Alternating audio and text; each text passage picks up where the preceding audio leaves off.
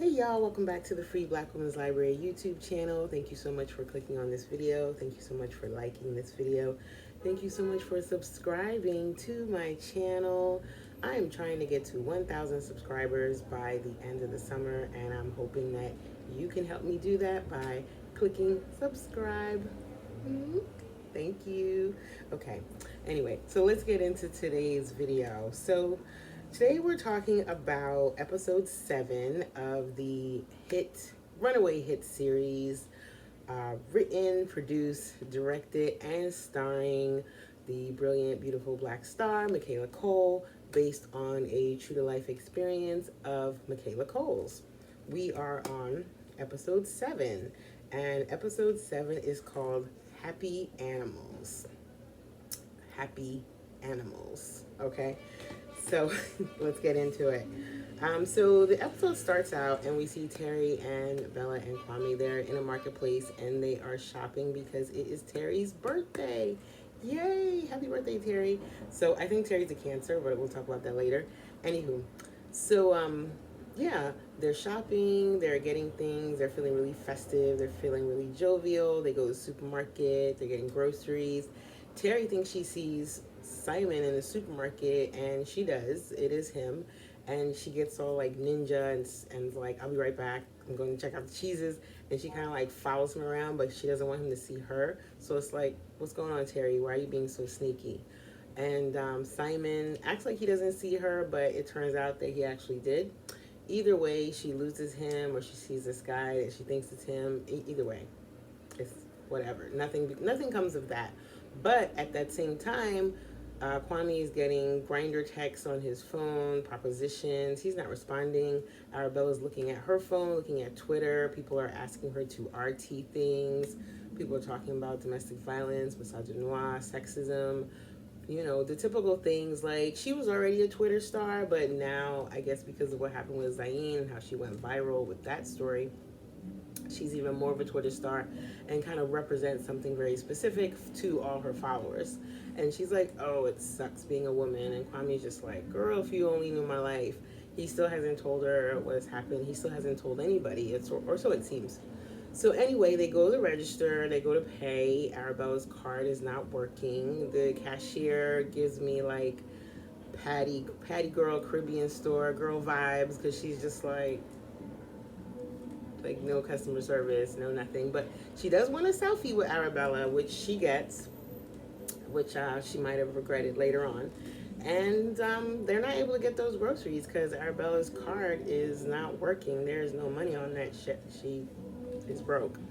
So next thing we know, Arabella is at the literary agency, and she's reading the essay, opening essay for her book, and it is stunning. Like, her writing is wonderful. If we ever doubted that Arabella had any writing talent, this right here proves that she can write, and she deserves that book deal, because this essay that she wrote was bomb. And it gave me really strong black feminist vibes. It gave me the complications of being black and being woman and being poor. And there's this one thing she says where she says, prior to being raped, this is the first line, prior to being raped, I never took much notice of being a woman. I was too busy being black and poor. So you have this concept of intersectionality, which I'm sure if you're watching this video, you're probably aware of what it means. But it really spoke to me because as somebody who has been cash poor, who is black, and who is woman, there's this thing of where, you know, you're not really paying attention to the womanist aspect of you are, because you're so busy hustling, you're so busy working, you're so busy trying to make money. I got a fan because it is 99 degrees, and it wouldn't be a video of mine if we didn't hear some loud ass music in the background, right? So anywho, that idea, that double-edged sword, that triple consciousness of having to battle all those different things, and then when she has to deal with this sexual violence moment, is when her womanhood comes into play. So it's like dealing with racism and dealing with poverty, classism, and then on top of that, dealing with sexism. is something that is super relatable, and it's something that feels uh, extremely challenging, extremely complicated, because there's this internal, like, what aspect of myself am I supposed to focus on first? Like, that's not possible. You can't differentiate those parts of who you are. And she talks about, in that essay, she talks about going to the police and what the police represent for people who are poor, for people who are black and poor, is not safety, is not protection, is not cooperation. It's more antagonism, it's more violence, it's more combativeness, it's danger. You know, the police often represent danger, and they often represent just trouble. You know, when police show up, it's like, okay, really, everybody's just leaving. Like, party's over, police are here. You know, so dealing with the police is not something that someone who's black and poor wants to do, and it can even put you in a situation where you end up in more trouble than you were already in, like dealing with trauma on top of trauma. You know, there have been so many situations, a long list of victims of police violence and state violence, where people have called the cops for help and called the cops for support, and they've ended up dead. Long list. So, you know, I won't say too much more about that, but maybe I'll put some names in the description box for you all to look up these stories about these people who were in crisis and who needed support and called 911, and the police showed up guns blazing, and as a result, they lost their lives. But anyway, that's a whole nother tangent. And I just thought it was really good writing. There was a hint of abolitionist thinking in there that I really appreciated. And I just love Michaela Cole, because I think she's showing us not only that Arabella is a good writer, but Arabella is really thinking some deep things. And the experience that Arabella had is actually pushing her and challenging her as a writer to give more of herself to her writing. So she finishes the reading, and you know, the agents are just sitting there like, wow, they know the shit is good, they can't deny it, but it's like, this is not what we hired you for, this is not what we paid you to write. You know, we wanted the Chronicles of a Fed Up Millennial, and now you're giving us like millennial Audre Lorde, June Jordan type stuff. Like, this is not like Arabella, come on, boo. We wanted something a little more happy-go-lucky. And she's, you know, you can tell she's emotional, and she doesn't really seem to notice that they're not into the writing as much as they should be. And she's like, okay, so I need some more money. And they're like, well, we don't have any money for you, but we had a contract and we've given you the advance that we were supposed to, and now you're going to give us a book so that we can give you more money. That's how this works. And she's just kind of like, I need more money. And I don't know. And Arabella, this is one of those episodes where Arabella confirmed my original thought about her, which is that she's kind of a flake, she's kind of flighty, she's kind of clueless, naive, seems to not have like Mrs. Social Cues, and doesn't have a really sense of like awareness, because they're just like blank face. And she's like, well, who's got the money? Like, who can I talk to about getting this money? Is it Susie? And they're like, yeah, Susie. So she rushes off to Susie, the head of Penny House, head of the publishing company. While she's on the way there, she gets tagged in a photo by the cashier, which is like so embarrassing. Like, there's nothing worse than like being publicly shamed on social media for something that is really not your fault. You know, this whole thing of like dragging people, shaming people, canceling people, that culture is something that is displayed in this moment, because it's like her car was declined, LMAO. That was the caption for the photo. So Susie's like, hey, and I realize now even more than I did the first time that when Susie looks at Arabella, she sees a cash cow. Like, she sees dollar signs. She sees, oh, I'm gonna make so much money off of this quirky little black girl. She is a brilliant new writer, and we're gonna put out her work, and it's gonna be bomb. Like, I don't think she's necessarily malicious. I don't think Susie's malicious, but I think she is a capitalist. And there is something to that. You know, she probably does want Arabella to be a success. I'm sure she wants her to make money, but she's also just like, you know, you got to finish your book. They sit down, and then there's this weird little thing where Arabella's drinking water, and she drinks it like this. Using two hands, and then she sits down, and Susie offers her some pomegranate seeds, and she like digs her hands into the seeds, even though there's a spoon right there. First of all, being out for pomegranates is such a weird little snack, but I actually love pomegranate seeds. Love, love, love. I could eat a pomegranate all day, every day for days in a row. But they're expensive. So, anywho, and there's something possibly symbolic about the pomegranate seeds, and her offering those to her. I feel like everything that happens in this series is super intentional. So I'm sure there's some thought process behind that. Also, the fact that Arabella is wearing wigs again. She's not wearing her bald head. She's not wearing her turban. She's rocking this really pretty Elvira straight black wig. She looks gorgeous. She looks beautiful in this wig. But it's like kind of curious, like, okay. So I don't know. I feel like when she's not wearing the wig, I feel like she feels more empowered when she doesn't have the wig on. I feel like the wig is a type of hiding herself. I feel like the wig is a type of like disguise. You know, it's like a mask or a cape or like that a superhero wears. It's like a sense of adornment that kind of gives her the opportunity to feel like a different person. So she's rocking this wig, and Susie compliments her on it, and I would have too, because she looked really pretty. And she's like digging and eating the pomegranates, and she's like, oh, you know, I did what you said. I've been writing about what you said. And Susie's like, oh, the rape. And the way she says the rape is like, girl, calm down. Why are you so excited to say that word? You realize it's a violent, scary, traumatic thing?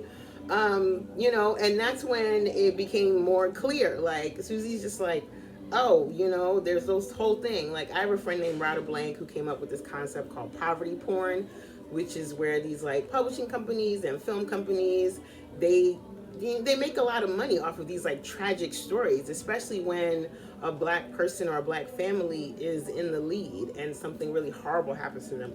Rape, drug addiction, prison for life, abuse, you know, all these horrible things.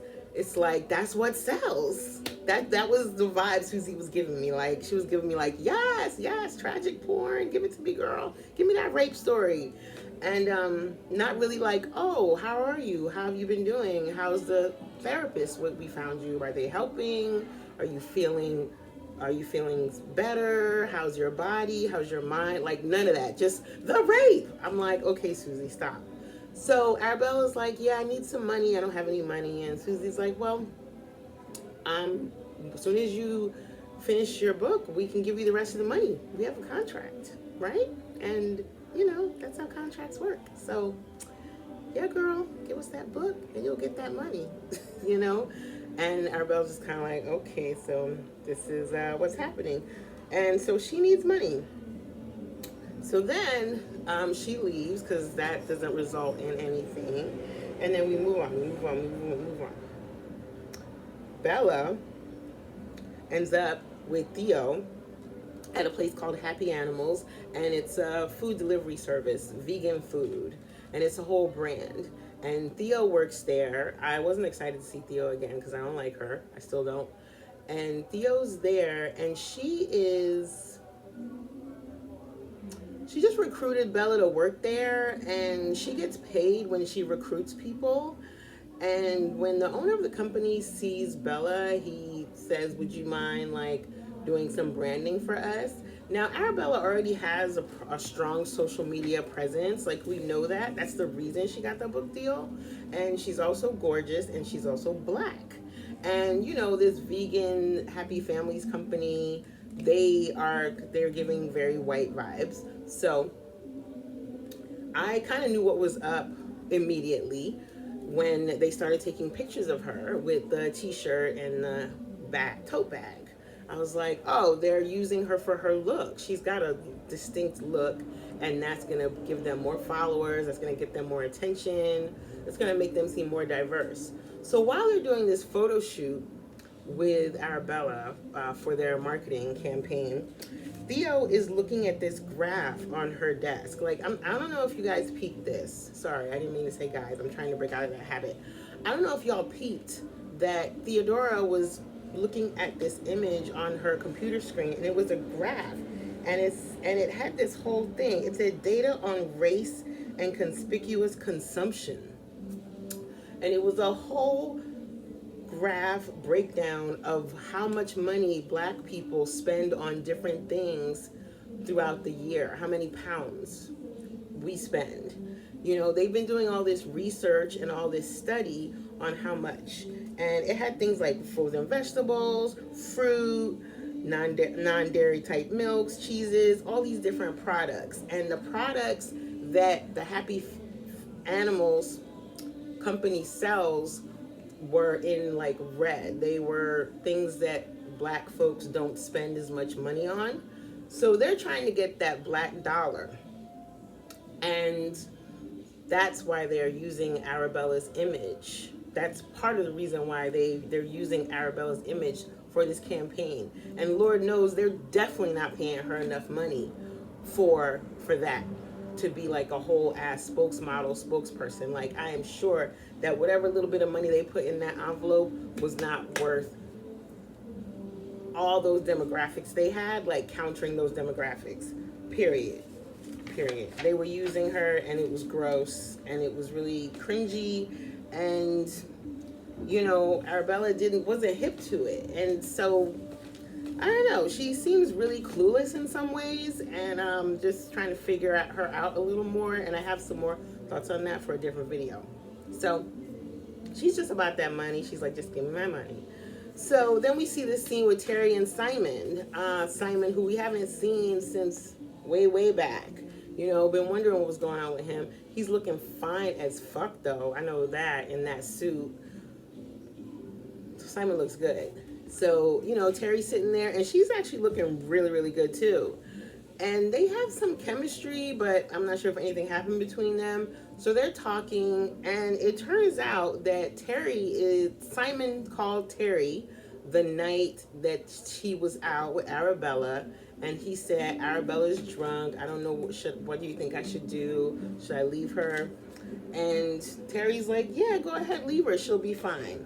So this is the secret. This is the big secret, or there might be a little more, but this is one of the big secrets that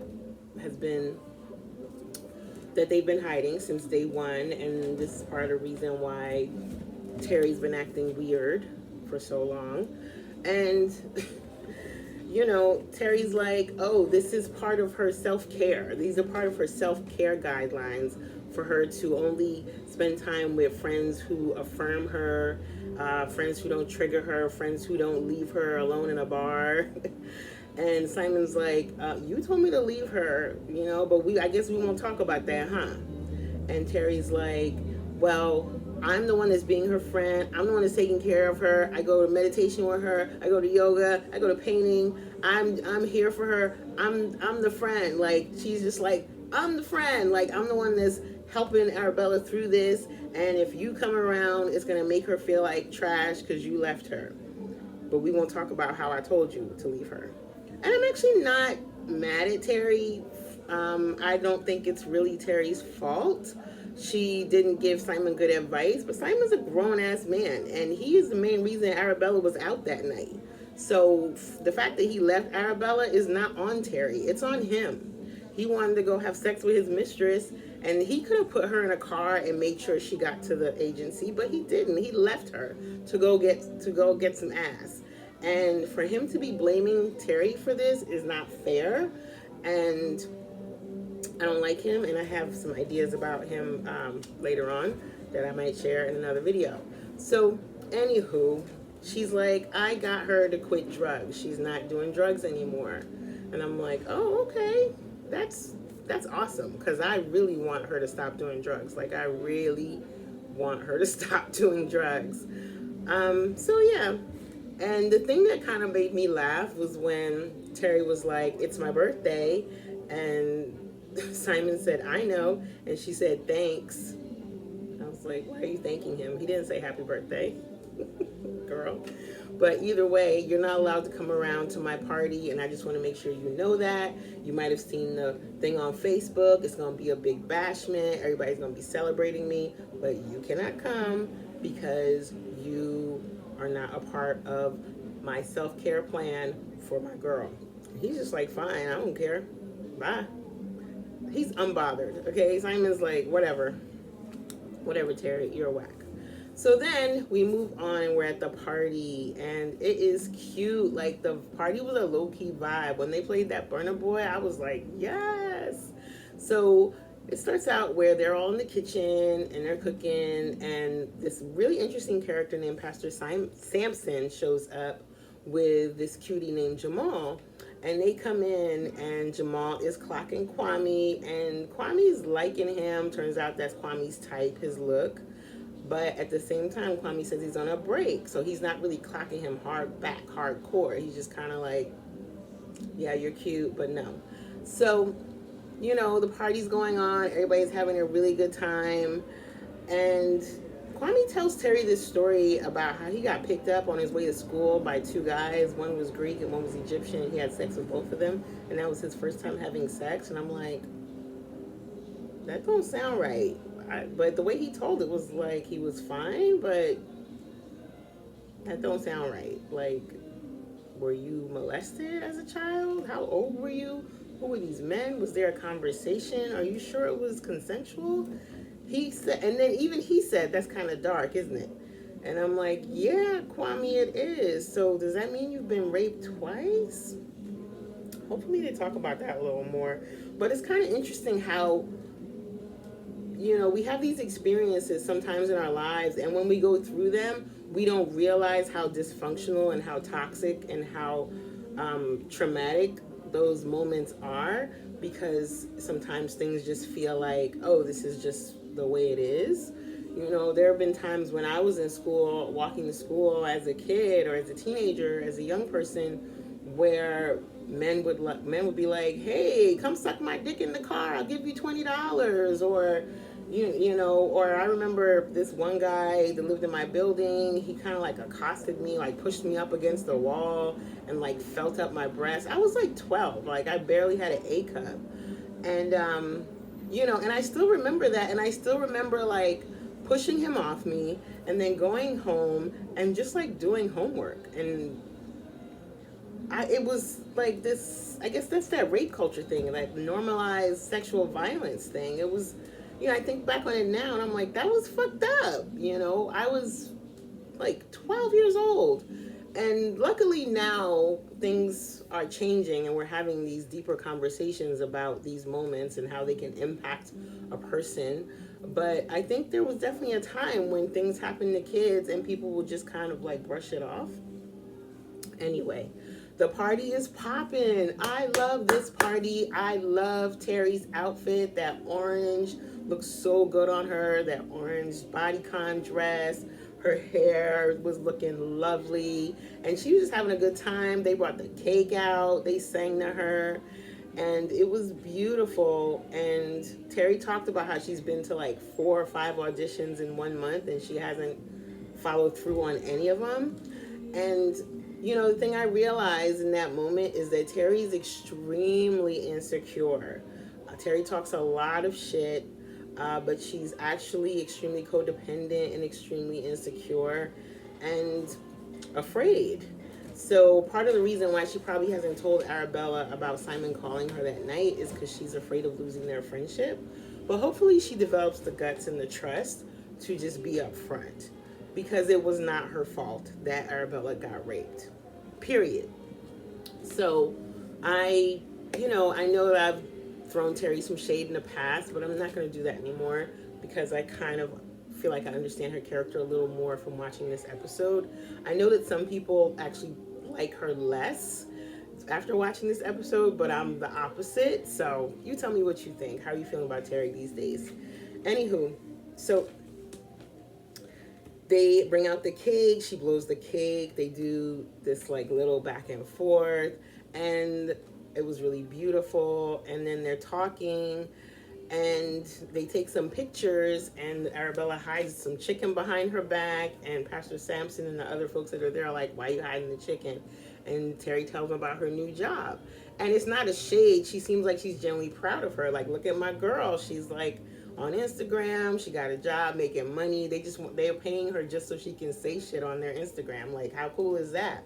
And then when they watch it, Samson is like mad combative. I don't know how I feel about his character. He has on a t-shirt that says Monkey in the Jungle, and I think it's that same t-shirt that got H&M into trouble last year. Excuse me, when they had this little boy wearing that t-shirt in one of their ads, and people were like, what the F? So I think it's that same t-shirt, but he was rocking it loud and proud, and he was talking about how he can't stand climateers. He was like, you're a fucking climateer. That's some white people shit. Veganism, that's some white people shit. Like, what are you doing? Why are you about that life? I hate when these white people try to come to me and tell me that the way I'm living and the way I'm existing in this world, like there's something wrong with it, and I'm doing something bad by driving my Mercedes and eating my burgers and whatnot. And, you know, Arabella's like, well, like the world, climate change is real, so, you know, we can't debate that. And he's just like, I don't care. I don't want to hear none of that shit. And Terry's like, I don't want to hear nothing from white people. I can't stand them. And boom, that's when Theo walks in. Why is she here? Like, insert Mariah Carey gif. Like, I don't know her. Why is Theo here? Why is Theo at Terry's birthday party? Terry can't stand Theo.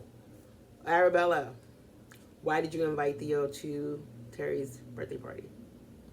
Oh, because Theo is the reason why they have money for the food and the cake and the drinks and the drugs. Theodora brought drugs. She brought cocaine, to be exact, bitch. I can't stand her. I don't, oh God, I'm sorry for cursing, and I'm sorry for saying the B word. I know that's not nice. But, so Theo's there, and Terry starts to drink a little bit more. Kwame's sitting outside. He's still kind of down on himself. He's still hurting from his experience. And Terry sits next to him. She is drunk out of her mind, and she's just kind of like, she starts shading Theo so bad. She like drags her, like, ooh, child. She drags her. It's hilarious. She's like, outside of, like, why is she here? And Kwame's like, oh, she's here to celebrate. And she's like, okay, whatever. So, you know, Terry's just in a mood. Her vibe is kind of low-key ruined by the fact that Theodora has shown up. And Kwame is like, I don't even want to be around you. So he goes into Arabella's room.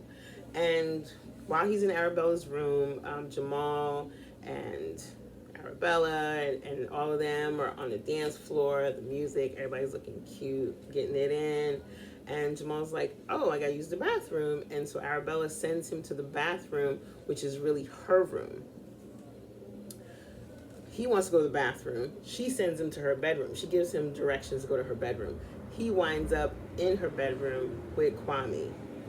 Mind you, Kwame, while he was in the bedroom, had called Damon, who I kept calling Malik earlier. I don't know where I got that name from. Kwame had called Damon, our sad-eyed friend from the threesome that never happened, and is like, hey, and he answers the phone. He's like, hey, I was just thinking about you, and it's cute. And for a second, I was like, oh, wait, is it gonna happen? Are they gonna be a couple? And he's like, I was just thinking about you, and you know, you helped me so much. I'm out loud and proud now. I have a boo, and it's going really great, and I don't care who knows I'm gay. It's been awesome. And Kwame's like, face cracked, like, fuck. I don't even think he said goodbye. I don't even know if he even hung up the phone. He just brought the phone down. And Lord have mercy. Talk about right person, wrong time. He thought back to that moment when he was there with Mahogany 808 and he left. And he was probably like, I should have left when he left. I know that's what he was thinking. Like, I should have left when he left. Like, I should have left with him. Because if I had, he would be my boo right now, and I would never have been raped. So, felt bad for Kwame. Felt bad for Kwame. But now he's locked in the room with Jamal because Arabella came up right behind Jamal and jimmied the door, took the knob off, and locked them in there. And I'm just like, all right, Arabella, you're really getting on my nerves right now. Like, first of all, you invite Theo to the party. You didn't have to. You could have just taken her money and kept it moving. She didn't have to know there was a party going on. Second of all, you're doing drugs again when you aren't supposed to be. You're supposed to be taking a break or whatever for your self-care. Third of all, Kwame wanted to be alone. Like, he said he wasn't feeling well. Jamal wanted to go to the bathroom. Why are you forcing the situation? Like, if you have a friend who likes someone and you feel like there might be good chemistry between them, don't force them to be together. You can kind of like nurture and be cute and be like, oh, you know, what do you think of so and so? Or I think he kind of likes you. Just, you know, test the water. Don't shove them into a room and lock the door. Like, girl, Bella, you're doing way too much and you're getting on my nerves. So they're in the room there, and Jamal seems really sweet, actually. He's an Egyptodorian. He's part Egyptian, part Ecuadorian. So, anywho, I can't say the word, but that's what he is. And he's like, oh, should I go open the window? And Kwame literally looks afraid. So he's got some PTSD now. Because when he walks over to go open the door, the look on Kwame's face was like so shook. I was like, dude, like, he's not going to hurt you. He seems like a nice guy, you know? And that's one of those things where you've been harmed in an intimate setting. Trying to be intimate right after that is not the move, because you're just going to think back to that moment. You know, it's a hard thing to do. Some people can do it, but I know for me, it's like you need to take a break and just let that energy just like leave your body. Like, you need to release, do some type of like rituals or baths or something to get all that shit out of you. So, you know, Theo and Theo and Pastor Sampson and Arabella, it's like towards the end of the night when people are like leaving and they start talking, and Pastor Sampson gets into, and I wonder why they call him Pastor Sampson. Like, I wonder if he's really a pastor, if that's a nickname, or if that's like his actual name. Like, if someone named their child Pastor, I feel like that's actually really cute. But either who, Pastor's going in. He is going in about how the connections between colonizers, missionaries, gentrifiers, white people who use, oppress, take over, objectify. He is just like dragging. He's dragging. There's a little amen corner. This young girl in the back who's sharing a plate of food with Theo, which I wasn't feeling that. But he's like going in, and he basically schools Arabella. Like, he lets her know those happy animals people are using you. They are using your face, using your brand, using your race, using your gender to promote their product, to make themselves seem more diverse and more inclusive, to appeal to Black people, to appeal to the Black consumer. You are a ticket to more money for them. It's not about some like political movement thing. Like, it's not about them being against climate, being for like trying to help with climate change, or trying to encourage people to live healthier, to eat more vegetables. They are a brand, they're a company, they're a corporation, and oftentimes corporations will use Black bodies and Black faces to, you know, promote a certain idea. That's what's happening, boo. Period. And she gets it. And then later on, her and Theo are in Ben's room. Ben's in the bed with his headphones on while this is going on. And this might have seemed weird to some people, but as someone who has had roommates, it was real. This is the thing that happens. There's always like that roommate who's just kind of like there, doesn't really engage with anybody in the house, but is there and kind of harmless. And I feel like that's Ben. At least I hope he's harmless. I hope he doesn't turn out to be some, I don't know, awful. But they're doing coke in Ben's room, and Theo tells Arabella, what your friend said is true. I got more money for bringing you in because you're Black, because bringing in Black people gives me more money. And, you know, I think she kind of knew that they were going to use her in the way they did for their Instagram and their social media campaign. And Arabella's like, oh, okay, good to know. And then Arabella does another thing I don't like. Like, this is like the back-to-back episode of Arabella just like doing shit I don't like. She tells her, oh, I'm the one that brought the video so that Ryan got away with, Ryan ended up getting off and not being arrested for rape. Like, it was me who showed our principal the video and the pictures of you and him having sex. And Theo's like, oh, okay. She's not mad. She's not sad. She's not like, oh, that's interesting. She's just kind of like, okay. And then Arabella apologizes for doing it. I'm like, why are you apologizing? Ryan did not need to go to jail for raping her by knife point. So you actually did the right thing. You don't need to have solidarity with this chick. Not for that. Maybe for something else. Maybe because she was also exploited by her mother. She's a victim of exploitation and manipulation because of what her mother did. So you can be in alliance or be in solidarity with her over that shit, but don't apologize to her because she didn't get away with a fake accusation of rape by knife point. So Theo accepts her apology, and then they leave. And Theo's leaving. They hug. I'm like, all this hugging is getting on my nerves. They hug, and Terry's just like watching. And you know, I was like, just bye, girl, bye.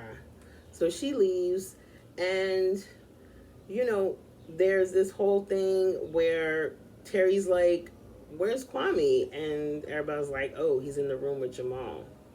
And she's like, but he's on a break. And she's like, no, he was swiping on Grindr when we were in the supermarket. And she's like, no, Kwame is on a break. So even though Terry didn't know about the rape, I appreciate the fact that she respected Kwame's boundaries. When Kwame said that he was on a break, he didn't have to explain why. He just said it, and Terry took that for fact. So I feel like we're not really sure if he told Arabella this, but still what she did was wrong. So Terry goes and she gets him out of the room. Jamal runs out looking all scared. Kwame comes out looking all scared. I'm like, what happened in there? Why did they both look shook?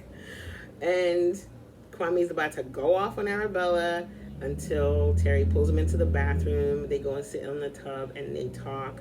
And Kwame finally tells Terry about what happened to him. And she's like, damn. They have this talk. And she's like, wow, you know, you should tell Arabella what happened. And Kwame's like, well, I feel like the only way I can get in touch with her is if I tweet it at her, if I send it to her in an Instagram DM, you know, meaning that I guess Arabella's all in her phone all the time and isn't really giving him much attention, giving the friendship much attention, which we have seen. And she's like, no, you can tell her. It'll be very strengthening for you to tell her. And Kwame's like, okay, I'll tell her tomorrow. And I guess we should go help clean up. So then they're cleaning up. Everybody's gone. And Arabella's tired. And she's like, your death is my death. Your birth is my birth. Blah, blah, blah. That's the thing that they say. And they're cleaning up and everything. And, you know, it seems like the party was fine.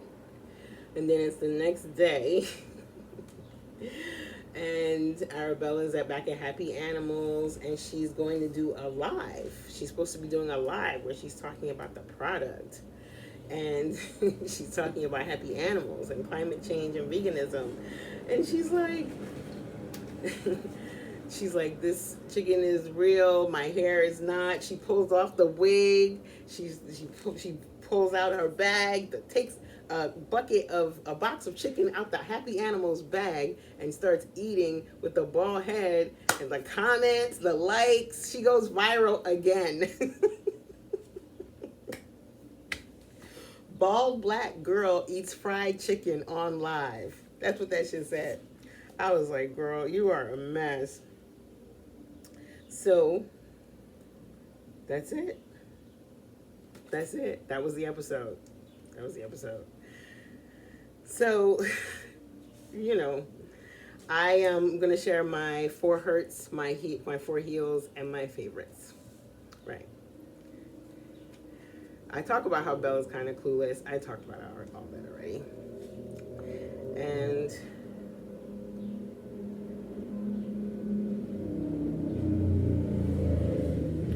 four hurts, 4 heels, and a favorite. All right. So my 4 hurts. My first one is the situation with Kwame and Damon, and the fact that Damon's got a boo now, and Kwame is ass out. Kwame is now has PTSD, and Damon's got a boo. Hurt number 2. Terry is a liar. We find out that Terry lied about that night, and she has convinced Simon to lie about that night. She's made up this whole fake self-care thing and made it seem like, Terry's a liar, period. Hurt number 3, Susie is a capitalist. Susie from Henny House doesn't really care about Arabella and the fact she was raped. I'm gonna put my light on. Let me see if that helps the situation. It's getting a little dark. Ooh, child. All right, I don't know how to edit, so all of that's gonna be in the video. So, Susie the capitalist. That's my second hurt. Third hurt. And then hurt number 4, Theo used Bella to make more money. That's hurt number 4. Okay, so I put also sounds like Kwame was raped, but we don't know for sure, so I'm not including that just yet. Maybe we'll find out more details. My 4 heels. Kwame finally told Terry about what happened to him, so he finally felt confident enough. That's a sign of healing when you're able to actually like name and verbalize what happened to you. Is a sign of healing. So he finally told him. My second heel, Bella's writing. Bella's writing was flames powerful. That personal essay she wrote, I want to see that shit printed and published online so other people can like go and read it. It was so good. So yeah, it is 99 degrees. So let me pull out my fan.